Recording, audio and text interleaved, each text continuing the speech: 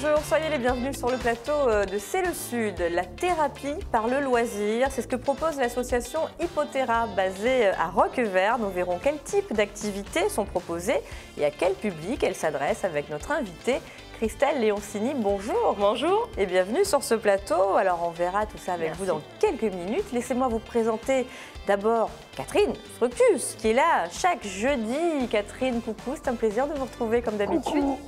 Ah ben moi, c'est un plaisir de partager ce moment avec vous tous quand même. Hein. Mais oui. Alors, on n'a pas eu le temps la dernière fois, comme bien souvent, de terminer vos explications sur la terre de Meudon, qui semble-t-il est indispensable. Donc là, cette fois-ci, on verra comment justement l'utiliser, quelles petites recettes vous nous conseillez pour faciliter notre quotidien, voilà, comme d'habitude. Et puis, Grégory est avec nous également, le coach sportif de la situation. Comment ça va, Greg? Salut, ça va, merci, et vous? Ça va bien. Écoutez, quand je vous vois, je me sens en forme. J'ai l'impression de faire du sport, je ne sais pas pourquoi, par procuration, sûrement. Alors, on va parler aujourd'hui du métabolisme de base, Greg, qui est important, justement. Il est important de le connaître quand on veut peut-être perdre du poids ou stabiliser son poids. On verra avec vous tout à l'heure, vous expliquerez tout ça. C'est exactement ça. J'ai tout compris. Waouh, trop forte, vous voyez, même sans faire de sport. Allez, direction Roquevert pour démarrer avec Christelle, notre invitée, donc à la découverte de cette association Hypothéra. Alors Christelle qui propose, comme je disais, la thérapie par le loisir. Est-ce que vous pouvez en quelques mots nous expliquer de quelle manière justement vous vous y prenez pour proposer ce type de thérapie? Alors tout à fait, donc la thérapie, c'est Hypothéra, la thérapie par le loisir et le loisir pour tous. Car on a commencé l'association avec les personnes en situation de handicap, puis les personnes âgées, les enfants, et au final, on a ouvert notre association à tout le monde. Alors par le biais des animaux surtout. Par le biais des animaux, tout à fait, principalement des chevaux et des animaux de la ferme. Alors concrètement, comment ça se passe en fait? Vous amenez les chevaux à ce type de public, alors un public essentiellement en faveur des personnes en situation de handicap. Donc c'est vous qui allez à elles ou vous les invitez justement à découvrir cette ferme à Roquevert? Les deux. Donc on peut autant bien se déplacer dans les centres, les hôpitaux, les EHPAD, les écoles, les centres aérés, autant que les personnes peuvent venir directement chez nous à la ferme. Et dans ce cas-là, on fera des balades directement sur site et on fera visiter la ferme et les personnes pourront entrer dans les enclos, avoir de la pédagogie et surtout de la thérapie. Alors cette thérapie, dites-nous en fait, quelles études ont été menées? Comment est-il prouvé justement qu'on se sente mieux au contact des animaux? On a beaucoup parlé il y a quelques temps de l'équithérapie, c'est ça, au contact des chevaux. Comment ça s'est mis en place tout ça en fait? Comment on a su? Alors concrètement, en fait, les animaux ne jugent pas les personnes, c'est-à-dire qu'ils n'ont pas de sentiments, ils vont juger le fond de la personne, c'est-à-dire qu'ils n'ont pas l'image comme pourrait avoir une personne en disant « oh bon ». Eux, c'est l'intérieur qu'ils voient. Donc des fois, même un enfant où les personnes le jugent parce qu'il est terrible, c'est une terreur, si au fond il est tranquille, l'animal va aller se blottir contre lui et il va apaiser cet enfant, ou il va apaiser la personne en situation de handicap, où les personnes âgées se sentent bien et se réconfortent auprès des animaux, car ça leur fait un bien-être, et surtout en ce moment, à cette période difficile. D'isolement. Là, on nous voit, d'ailleurs, on était dans un EHPAD il y a un mois, les personnes étaient ravies de voir venir les chevaux, de voir venir de nouvelles têtes, de nouvelles personnes, et de faire une balade en dehors de l'EHPAD, parce qu'on a tourné autour de l'EHPAD, donc on n'a pas fait une grande balade, mais ça leur fait vraiment du bien. Ça les a divertis. Alors c'est vraiment ça, du coup l'objectif, c'est ce côté apaisant que peuvent procurer les animaux. Tout à fait. Alors là on a vu des chevaux, mais vous n'avez pas que des chevaux, vous avez tout plein d'animaux. Quelle espèce? On a des chevaux, on a des ânes, puisqu'on partage en fait notre terre avec la confrérie Saint-Éloi Saint-Vincent de Roquevert. Donc là on les voit, voilà, c'est nos 6 ânes que nous avons sur le terrain. Donc du coup, on a aussi des chèvres, on a un cochon, on a des moutons, on a tout un tas de volailles. Voilà, là on voit les chèvres et le mouton. Et vous pratiquez cette thérapie avec tous les animaux qu'on voit, pas qu'avec les chevaux justement. Tout à fait, oui. Il y a possibilité, voilà, là, donc là c'est sur, alors là c'était une des activités qu'on ne fait plus. C'était sur un arbre de Noël, donc on se déplace aussi avec la ferme intégralement. Ah, c'est génial. Lors de différentes fêtes, foires, marchés, et on déplace tous nos animaux, c'est-à-dire qu'on a des dindes, on a des poules, des canards, des oies, des faisans, des paons, voilà, là on voit Peppa, ça a été notre premier cochonnet. Peppa Pig. Peppa Pig. Oh là là, mais j'en entends beaucoup parler en ce moment, moi. Oui, oui. Donc là on voit Peppa et on a son petit frère Georges. Mais oui, bien évidemment, Peppa et Georges. Ah bah je viendrai vous voir, tiens, ça fera plaisir à quelqu'un ça. Donc Greg, vous connaissiez cet endroit, vous, à Roquevert? Parce qu'en fait, je crois que les animaux, on peut aussi les voir. Hein. C'est un espace municipal, plus ou moins. Tout à fait, donc c'est un terrain qui nous est prêté par la municipalité de Roquevert. Ouais. Donc on partage, donc je répète à mes amis de la confrérie de Saint-Éloi. Et en effet, ce terrain est ouvert. C'était une balade qui part au niveau du collège Louis Aragon, à Roquevert, et cette balade va jusqu'au centre du village. Donc on voit tous les animaux derrière leur grille, les berges de l'Yvonne. Et les animaux, on peut les voir tous les jours. Voilà, c'est ouvert au public. On peut les approcher. Tout à fait. Greg, ça vous parle cet endroit? Non, alors je connais pas, mais par contre je suis pas très loin, donc je viendrai avec plaisir. Bah oui, pour le découvrir. Catherine, exactement. Cette association Hypoterra qui propose justement des thérapies par le loisir, vous en pensez quoi, vous? Je suis sûre que vous allez adorer.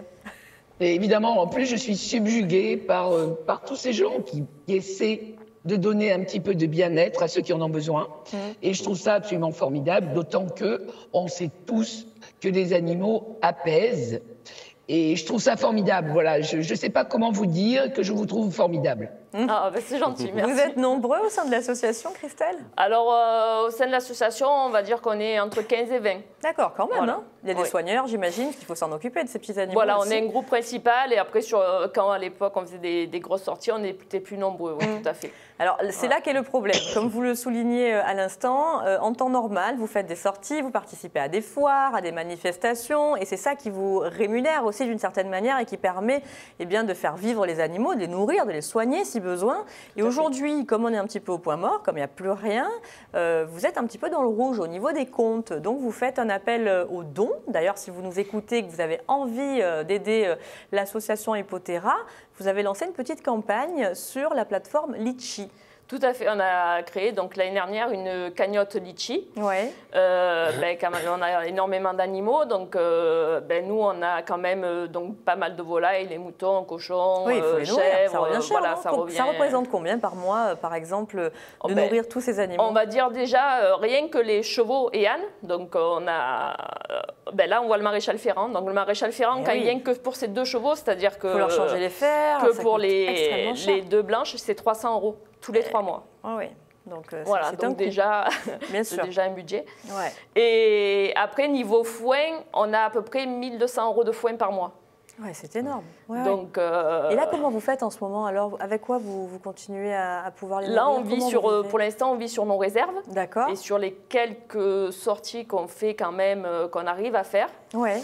Et bon, on a eu quand même une subvention l'année dernière, donc pour l'instant, on vit sur nos réserves. D'accord. Voilà. Et ça a bien fonctionné, l'appel aux dons sur Litchi? L'appel aux dons a bien fonctionné, donc à la limite, on a payé 1 mois et demi de foin.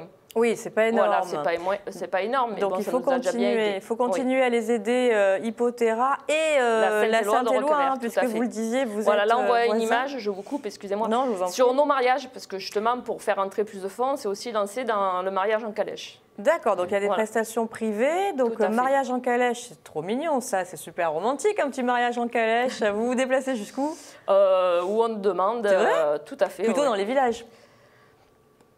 Plutôt, oui. C'est un mariage en calèche en plein centre de Marseille, il serait compliqué de On a déjà fait des prestations en plein centre de Marseille, oui. Ah là là, c'est dingue. Donc bon, c'est bon à savoir. Donc la calèche, on peut louer la calèche, la prestation avec les chevaux. Et puis, vous le disiez, si des écoles sont intéressées, des EHPAD, et vous louez également l'espace, on peut venir à l'intérieur fêter par exemple un anniversaire. On fait les anniversaires. Alors on organise, donc j'ai lancé ça aussi pour essayer de rentrer de l'argent, les anniversaires enfants. C'est-à-dire les après-midi où les enfants viennent, on fait la présentation de la ferme, la balade à dos d'âne et après ils ont l'espace qui est clos pour pouvoir jouer, prendre le goûter et profiter de la ferme. C'est génial ça, et donc être en contact avec tous les animaux. Tout à fait. Et hormis tout ça, alors toutes ces prestations privées, est-ce que la ferme est accessible en temps normal? Est-ce qu'on peut entrer, voir les animaux comme ça, une après-midi, le week-end, je ne sais pas? En fait, la ferme est accessible, comme je disais tout à l'heure, tout le temps, puisque c'est un chemin en fait, qui longe. On ne peut pas rentrer dans les enclos. On ne pourra pas rentrer dans les enclos. D'accord. Par contre, on peut passer la main au-dessus de l'enclos pour aller caresser l'âne, le cheval, la chèvre, le mouton qui s'approche. Voilà. On peut longer tout le parc des volailles, donc on peut voir toutes les volailles. Voilà. Et ça doit être un super lieu, hein. C'est sympa. C'est où à Roquevert exactement? C'est en dessous, donc c'est le long des berges Luvonne, en dessous du collège Louis Aragon. D'accord, donc en plus j'imagine que la balade est plutôt agréable. Tout à fait, on longe Luvonne, c'est joli, c'est un endroit bucolique. Ben oui, ça doit être très sympa. Donc allez découvrir ces animaux et surtout aidez-les, ils en ont besoin. Hippothera, un mot peut-être sur vos collègues de la Saint-Éloi. Donc eux, ils se produisent plutôt, c'est du folklore, hein, c'est ça, ils viennent tout à fait, donc c'est pas déguisés, pardon, le mot n'est pas, non, c'est pas ça. Costumés. En le disant, je me suis mordu la langue, ils vont pas aimer si je dis déguisé. Costumés, donc en habit traditionnel. Tout à fait, provençal. En habit traditionnel provençal. Donc, donc je fais partie avec eux. Donc on se déplace dans toutes les Saint-Éloi de la région. Ouais. C'est quand la Saint-Éloi déjà, tiens? Alors nous, c'est le 15 août à Roquevert. Ah ouais. Ah, il y a différentes dates. Donc il y a différentes dates. Ça commence au mois de juin avec par exemple Château-Gombert. Ouais. Et ça va finir au mois de septembre, voire octobre avec Pourrières dans le Var. Oui. Donc et tous les dimanches, il y en a une. Donc tous les dimanches, on se déplace chez nos collègues et en échange, ils viennent chez nous le 15 août. Donc c'est des échanges de bons procédés et on fait notre défilé avec nos chevaux, ânes, mulets, voilà, en costume provençal. Est-ce que vous savez si cette année ça sera maintenu ou on ne sait pas encore? Pour l'instant, on ne sait pas encore, mais comme pour Hippothera, la Saint-Éloi normalement organise le 1er mai la fête de l'âne à Roquevert. Ouais. Qui malheureusement a été annulée aussi. Ah, donc là, on le sait, ça sera annulé là, on ne sait pas encore, mais l'année dernière, la soirée corse, l'année dernière, on fait une grosse soirée corse aussi pour rentrer des fonds, ça avait été annulé. Ah ouais, c'est sûr que ça met plusieurs lotos pour nos galaisanes, ça a été annulé. Et là, pour cette année, pour l'instant, rien n'a été fait, quoi. Bon, on croise les doigts, on espère que les Saint-Éloi seront maintenus, comme ça on pourra voir les animaux et puis vous pourrez un petit peu aussi rentrer dans vos sous. Et voilà, et je le répète, donc on va revoir s'afficher peut-être l'adresse à laquelle justement adresser vos dons. Donc c'est sur la plateforme Litchi pour aider Hippothera et l'association de la Saint-Éloi. Voilà, n'hésitez pas, hein. Même un petit don plus petit don plus petit don, ça finit par faire un gros don. Et les animaux seront bien contents de pouvoir bénéficier de soins et d'être nourris. Merci Christelle. Merci à vous. Bon, vous restez avec nous, hein, puisque on va filer retrouver notre chère Catherine ou Greg. Qu'est-ce que vous en pensez? On commence par qui alors, Greg? Vous laissez la place à Catherine ou Je suis gentleman. Oui, il est gentleman.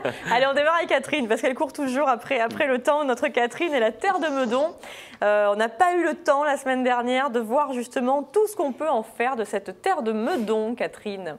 Et oui, alors cette terre de Meudon, on l'a dit, elle dégraisse, elle nettoie, elle fait briller et elle est très très peu abrasive. Donc cette terre de Meudon, il est grand temps de la retrouver, d'autant que, la semaine dernière, on a parlé du fameux lait de Meudon qu'on prépare avec moitié-moitié eau et blanc de Meudon, ça nettoie tout, mais on peut faire des produits beaucoup plus spécifiques pour nettoyer plein d'autres choses. Par exemple, on peut faire une pâte nettoyante qui va nettoyer presque tout dans la maison et surtout à moindre coût. Est-ce que ça nettoie plutôt les taches de graisse ou plutôt de salissure? Alors déjà, ça va nettoyer pratiquement tous les métaux. Ah oui, d'accord. Ça fait briller. Ça fait briller, mais ça nettoie avant de faire briller. Ouais. Donc là, vous avez les proportions, comme ça, on n'est pas embêté. Quelle est bien faite cette recette, Catherine? Je ne sais pas qui l'a faite. J'ai bossé. Hein. Elle est parfaite, comme vous. Bon, ça va.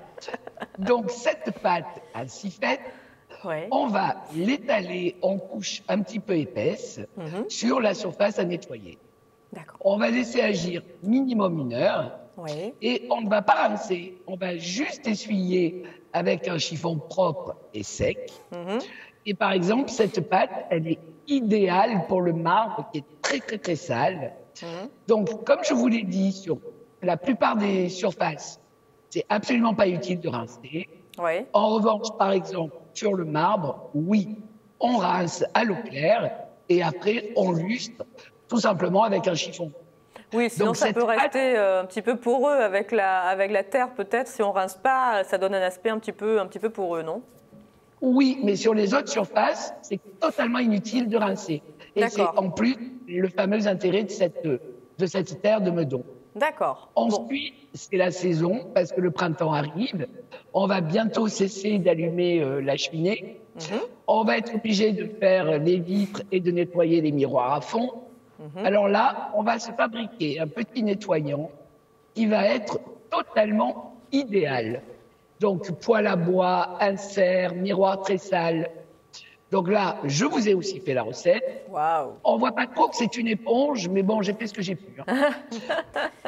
C'est très bien. Alors là, on va toujours pareil.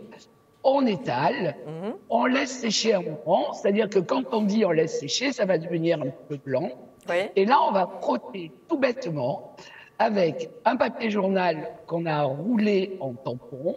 Oui. Ou bien, on a quand même la chance aujourd'hui d'avoir des chiffons microfibres. Oui. Vous savez que les recettes d'autrefois, c'est pas pour rester figées dans le temps. On profite aussi de nos nouvelles technologies. Bien sûr. Donc, papier journal qu'on a roulé en tampon, un chiffon microfibre, ou encore mieux, notre fameuse peau de chamois qu'on a aussi oubliée depuis largement longtemps. D'accord. Et on nettoie, Donc là, tout simplement, on passe ça sur la vitre, on laisse poser combien de temps? on Une laisse heure? sécher, on frotte et on ne rince pas.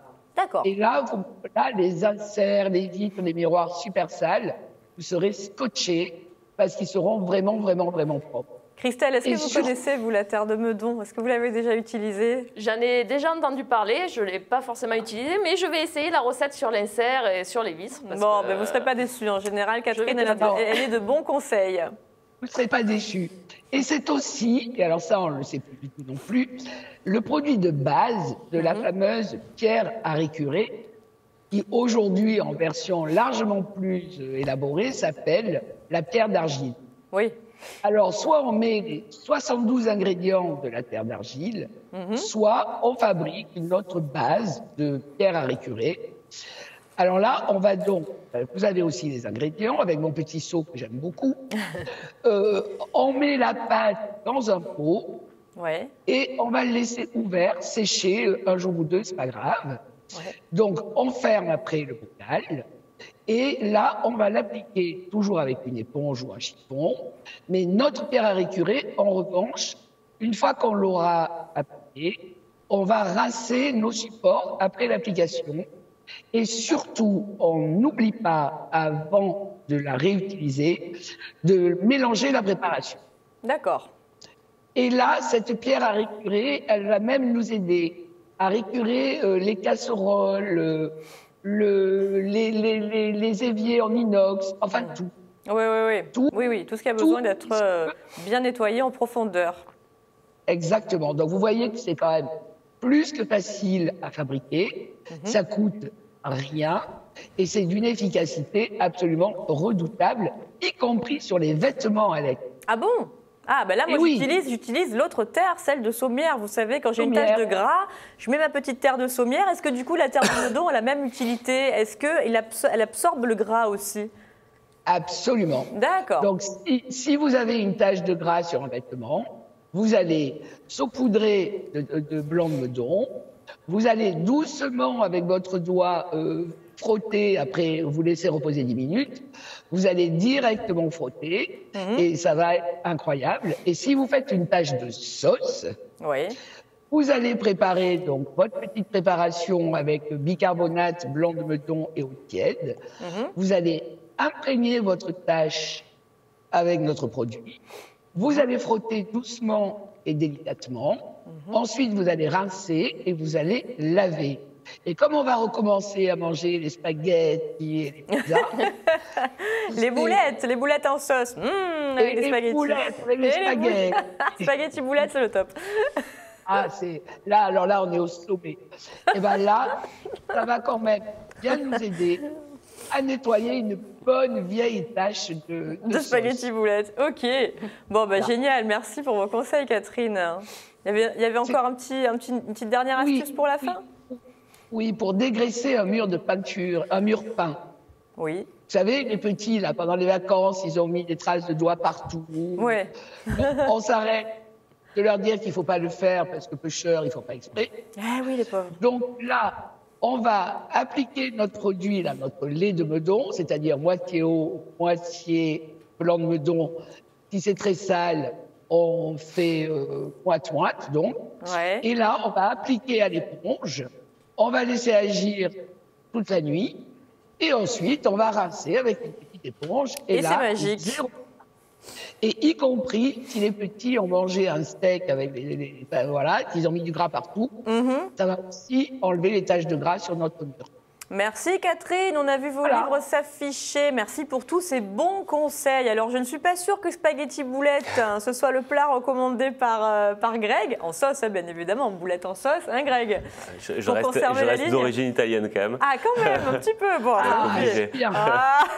on est contente alors. C'est bien Greg. Bon, on va parler aujourd'hui du métabolisme de base. Alors déjà Greg, expliquez-nous en quelques mots, qu'est-ce que c'est que le métabolisme de base? Alors je vais vous donner sa définition. Il s'agit d'une estimation de la quantité d'énergie en calories que votre corps a besoin de manière quotidienne lorsqu'il est au repos.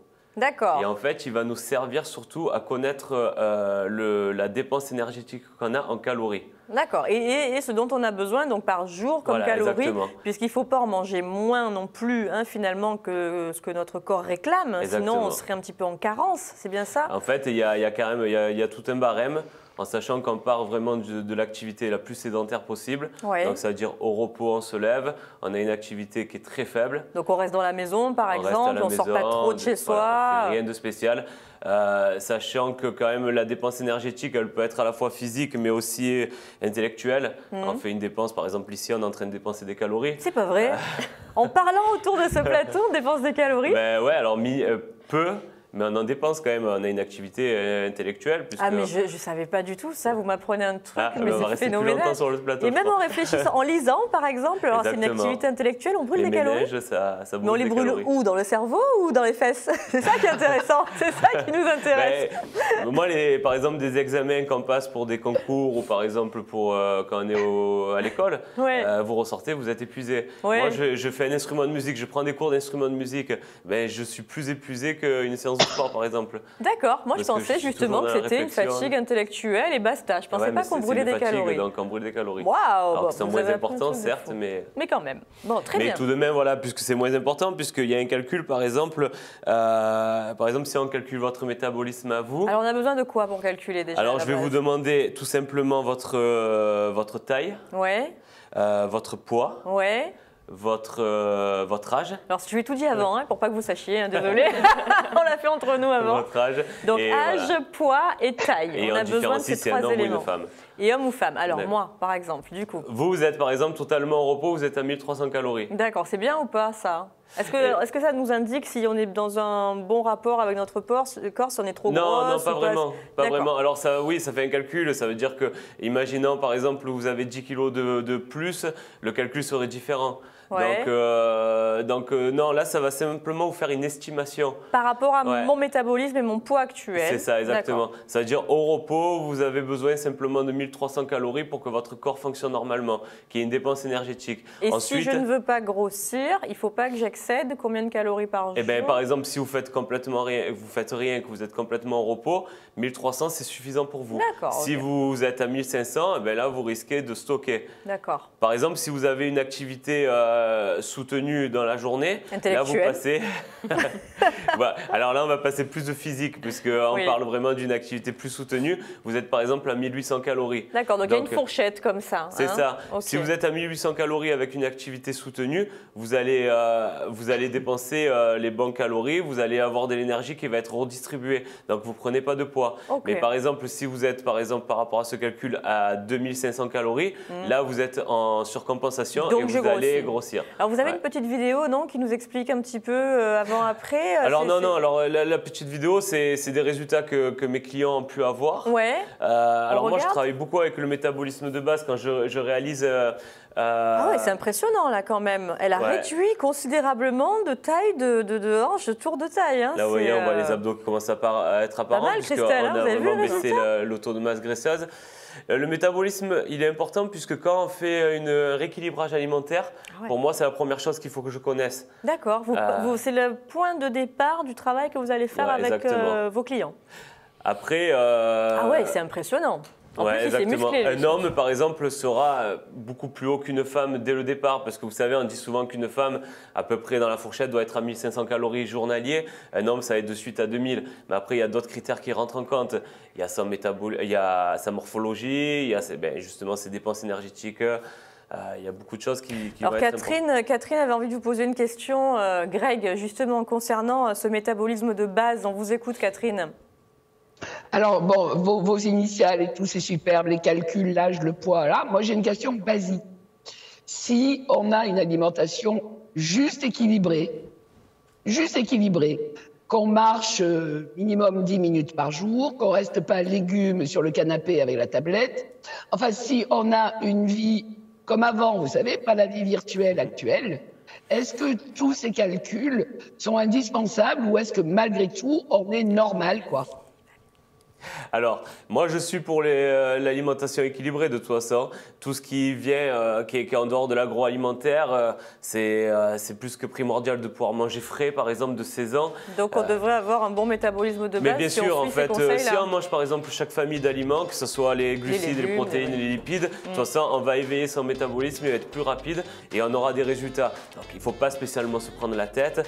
Du moment où on a une alimentation saine et équilibrée et qu'on fait du sport, on ne peut qu'avoir des résultats. Bien sûr.